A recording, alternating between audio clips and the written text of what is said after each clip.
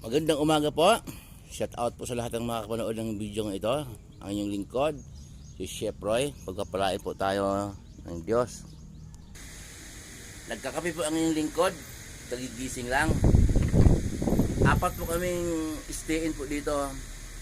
Yung kasama ko pong tatlo, tulog pa kasi po maaga pa po 6:30 pa lang ng umaga. Stay-in po yung lingkod dito sa work. Del's Grills and Restaurant na matatagpuan po dito sa Ople Road, Bulihan, Malolos, Bulacan. Sa mga hindi po nakakapunta dito, ituro ko po sa inyo kung paano.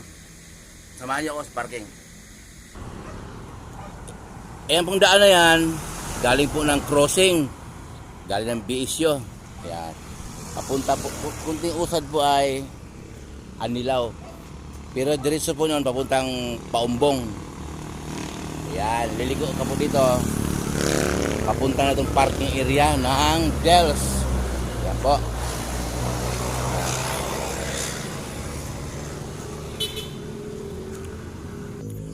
Ayan, parking area po. Papasok po tayo. Hanggang sa loob po, parking area pa rin. Ayan, parking area pa rin po ito. Pero sa parking area po sa harap may mga kubo. Yan.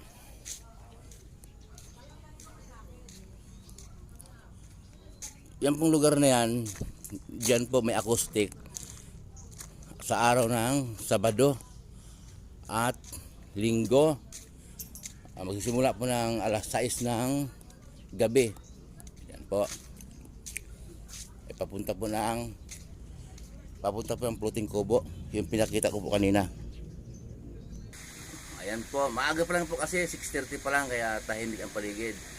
Mag-open po ang Del's Grills and Restaurant Lunes po hanggang Huwebes alas 10 po ng umaga hanggang alas 10 ng gabi. Biyernes naman po hanggang Linggo alas 10 ng umaga hanggang alas 11 po ng gabi. Sabado at Linggo po mayroon po tayong acoustic. Ayan po, doon po sa pavilion ginaganap ang acoustic. Sa hindi po nakakapunta dito, hindi po nakasubok, subukan po ninyo. Yan ang usapan ngayon sa Del's Grills, masarap ang pagkain at komportable ang pamilya at ang buong barkada. Ayan. Salamat po, magandang umaga muli.